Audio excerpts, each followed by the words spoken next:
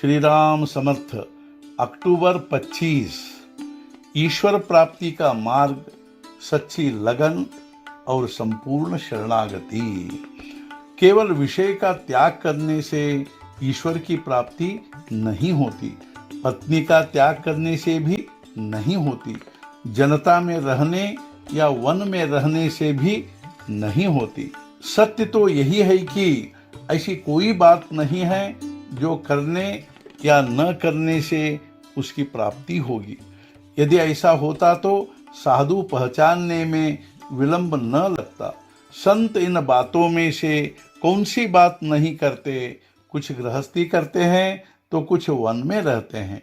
मतलब यही कि कोई विशिष्ट बात करने से ईश्वर की प्राप्ति होती है, ऐसी बात नहीं है। तो फिर ऐसी कौन सी बात है कि जो करने से ईश्वर प्राप्ति होती है?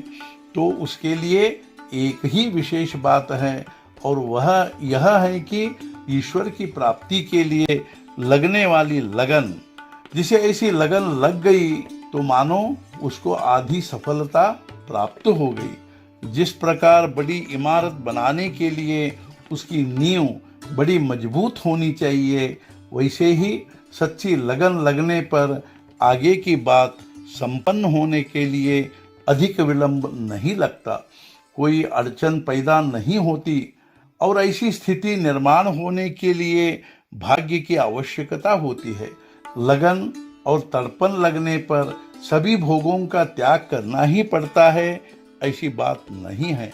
हम राम के हैं, ऐसा हमें दिल से लगना चाहिए, और उसकी शरण जाकर हम उसके हैं, ऐसा बर्ताव करना चाहिए।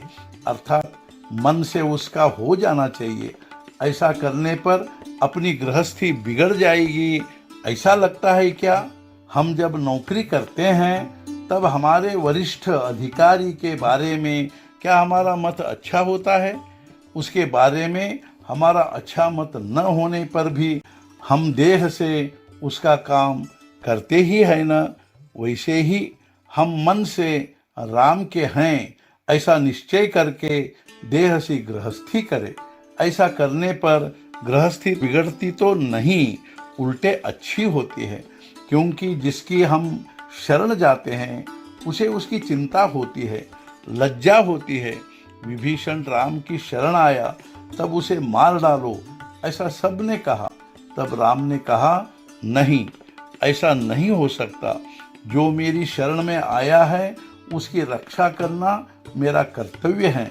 शरणागत का उसने केवल रक्षण नहीं किया, बल्कि उसे लंका का राज्य दिया। इसलिए मैं कहता हूँ कि जो राम का हो जाता है उसकी प्रतिष्ठा की लाज रखने का काम उसका होता है।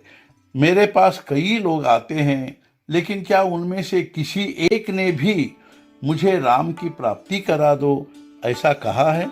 क्या मैं तुम्हारे विषय की पूर्ति के लिए यहाँ आया हूँ?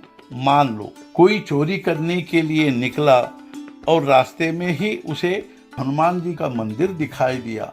वहां जाकर हनुमान जी की मनौती मानी कि यदि आज मुझे चोरी करने में सफलता मिली तो मैं तुम्हारे मंदिर पर सोने का कलश चढ़ा दूंगा।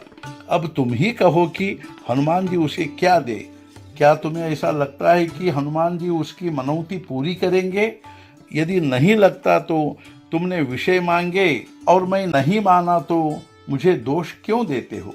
यदि तुम मनौती मानना चाहते ही हो तो मनौती ऐसी मानिए कि हे हनुमान जी, आप मुझे जिस स्थिति में रखना चाहते हैं उस स्थिति में मुझे संतोष प्राप्त हो, और दूसरा कुछ मांगने की इच्छा ही न हो। आज के मुख्य विचार: साधक को जितना संभव हो उतना कर्तव्य करना चाहिए, और फिर भगवंत या गुरु को जो करना है वह करे, ऐसा कहकर आनंद में रहना चाहिए। सद्गुरुनाथ महाराज की जय। जय जय रघुवीर समर्थ।